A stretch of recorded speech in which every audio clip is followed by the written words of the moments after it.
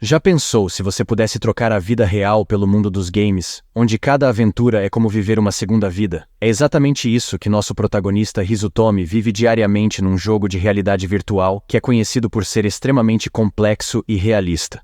Começamos o episódio observando a garota apaixonada pelo prota. Ela está com o controle do videogame dentro do jogo, conversando com a dupla de amigos que ajudaram Sunhaku no segundo episódio. A moça iniciante acaba se assustando com a forte presença da cavaleira e ameaça atacar, mas seu parceiro a impede. Continuando a conversa, ela pergunta sobre Sunhaku e acaba recolhendo algumas pistas sobre seu paradeiro. E terminando a conversa, ela dá um presente como agradecimento e parte rapidamente. Após sair, eles começam a falar sobre o emblema que havia em sua capa. Ele é de uma guilda que se concentra no monstro único Lycaon, o atacante da noite. O rapaz continua explicando que os monstros únicos são diferentes dos demais, pois não reaparecem depois de derrotados. Os rumores também dizem que existem 7 deles dentro do jogo, e que os jogadores formaram clãs específicos só para derrotá-los. E ele termina a explicação dizendo que mesmo após 1 ano e 30 milhões de jogadores, ninguém nunca conseguiu derrotar nem mesmo sequer um deles. Terminando a explicação, o anime corta para o protagonista se encontrando de frente justamente com um desses monstros únicos. No caso, ele encontrou Lycaon, conhecido como o Atacante da Noite. Diante da presença ameaçadora, Sunhaku percebe o poder do monstro e logo percebe que morrerá caso tome algum golpe. Enquanto se encaram, Lycaon parte para cima, pressionando o protagonista, que mesmo conseguindo defender, começa a suar e ter os batimentos cardíacos aumentados, sentindo toda a pressão causada pela criatura. Lycaon novamente toma a dianteira e ataca, iniciando uma troca de golpes. Sunhaku acaba levando vantagem e consegue acertar alguns ataques críticos, fazendo o monstro recuar um pouco e sumir, aparecendo atrás do protagonista para tentar um golpe surpresa, mas isso não funcionou. A então batalha continua no mesmo troca-troca até que o monstro começa a ser mais agressivo, acelerando o ritmo da batalha enquanto se teletransporta. O prota, por sua vez, continua atacando, mas a pele do adversário é muito mais dura que as escamas da cobra voraz. E mesmo atacando diversas vezes, ele não causou nenhum efeito no monstro, só acabou desgastando seus facões no processo. E apesar do nível extremamente alto de dificuldade, Sunhaku continua empolgado com o jogo e parte para cima, conseguindo passar pela defesa e o acertando no olho do monstro. O bichão então começa a urrar, impedindo o prota de mover seu corpo, e com o corpo paralisado, ele recebe um golpe misterioso que arranca suas pernas.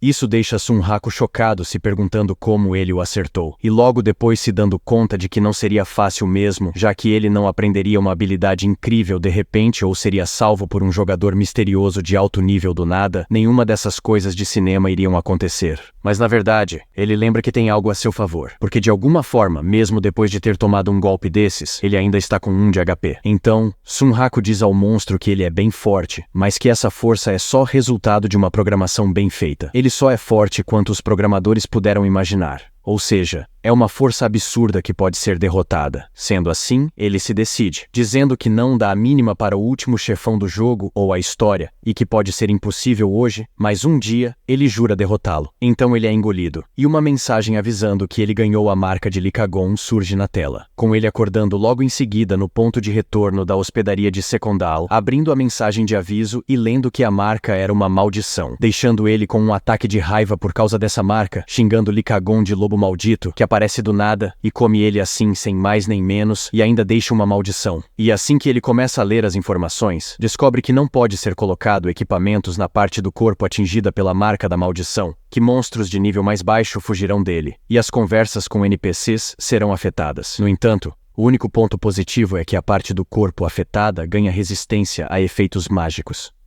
E as formas de remover a maldição são apenas ou com as preces de um santo, ou derrotando quem lançou a maldição. Após sair da pousada e receber diversos olhares por andar quase peladão por aí, ele acaba perdendo um pouco a paciência e gritando com o jogo. E depois, tentando se acalmar, ele lembra dos 3 princípios que aprendeu com os jogos ruins. Ter um coração paciente, um espírito inabalável e frieza na decisão. E ao analisar os seus status, ele percebe que ganhou bastante pontos por lutar contra um monstro único, distribuindo a maior parte em agilidade e sorte, ficando com pouquíssimos pontos em vitalidade, já que não poderia colocar qualquer armadura por conta da maldição. Ele também nota que sua sorte é o atributo com mais pontos. Com isso em mente, Sunhaku acredita que isso justifica o fato de ter ficado com apenas 1 ponto de HP naquele momento. Ele então se encosta na parede reclamando da situação, sentindo que precisa fazer algo a respeito. Afinal, Sunraku já passou por muitas situações difíceis e espera pelo menos poder contar com a sorte. Mas é nesse instante que um coelho surge dando um salto na cabeça dele, deixando Sunraku intrigado, questionando por que tem um coelho ali numa região de cidade onde não tem monstros. Mas ao olhar mais atentamente, percebe que se trata de um coelho vorpal, só que um tanto quanto diferente. Nisso, o coelhinho acena para ele e segue pelo beco, levando Sunraku a correr atrás dele. E enquanto corre, ele percebe que a skin daquele coelho é diferente da de um coelho vorpal comum. A partir disso, ele aposta que caso o capture, obterá um item raro. E depois que ele acha que o encurralou, Sunraku parte para cima para pegá-lo. Entretanto, o coelho abre uma porta misteriosa e entra dando uma risadinha, deixando ele completamente curioso e intrigado, se deparando logo em seguida com um aviso de convite para o País dos Coelhos, sendo esse lugar um cenário único do jogo. Isso faz ele recordar ter lido algo parecido no site do Detonado, onde pesquisou sobre a extensa narrativa do game Shangri-La Frontier. O jogo, como ele já sabia, tinha esses eventos chamados de cenários únicos, que são tipos de missões paralelas. Esses lugares eram enigmáticos. Ninguém sabia quando ou onde iam aparecer. No entanto, o que Sunraku sabe é que esses cenários eram a fonte de equipamentos, habilidades e magias de alto nível. Essa descoberta repentina de um desses cenários só aumenta o entusiasmo dele, reforçando ainda mais sua crença de que a sorte está ao seu lado por colocar praticamente todos seus pontos de status nisso. Assim, ele se aventura no lugar. Afinal, ele estava tão animado e também não perderia de jeito nenhum uma oportunidade dessas. No entanto, ele passa batido por um aviso na porta que recomendava aos jogadores estarem no nível 80 para entrar. O detalhe problemático é que Sunraku está só no nível 28.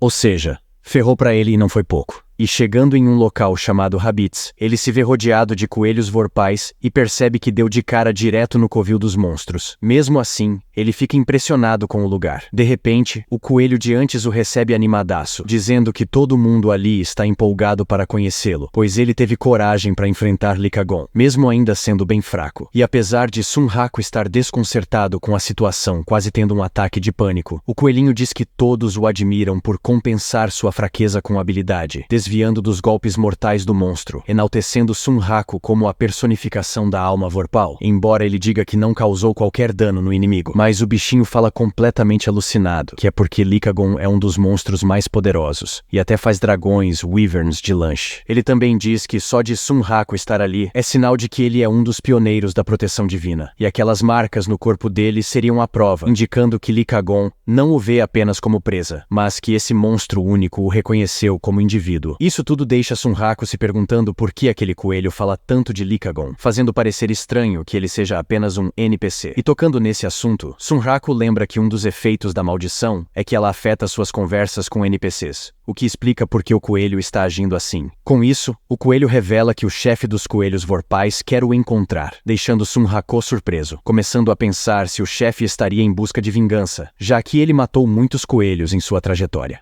A coelhinha então se apresenta como Emu, revelando ser uma fêmea. Ela logo sobe as escadas e tranquiliza Sunraku, dizendo para não se preocupar com seu chefe, pois ele não é do tipo vingativo, deixando Sunraku confuso se aquilo seria mesmo uma inteligência artificial, pois consegue até adivinhar o que ele está pensando. E ao chegarem ao Palácio dos Coelhos, o protagonista fica impressionado com a construção detalhada do local. E Emu revela que, embora muitos humanos visitem Habits, ele seria o primeiro a entrar no palácio. Sendo assim, desde que o jogo surgiu, apenas Sunraku teria acesso a esse cenário único até então. E enquanto ele está animadão com essa descoberta, Emu o conduz até uma sala e chama o chefe de papai, corrigindo logo depois para chefe, dizendo que trouxe o humano com a alma vorpal que ele havia solicitado. E ao entrar no lugar, Sunraku fica atônito com o que vê, e logo é questionado pelo chefe se foi ele mesmo que levou uma surra do Totó Likagon. E no que Sunraku confirma, o chefe fica impressionado, expressando que não esperava encontrar um humano tão talentoso. Dessa forma, o chefe dos coelhos vorpais se apresenta como Visage, o chefe do reino de Habits. Então se você quer a continuação e curtiu o vídeo, já deixa aquele like para fortalecer, se inscreve no canal e se quiser sugerir algum anime, deixa aí nos comentários. É isso e até o próximo recap do Tio Wasabi.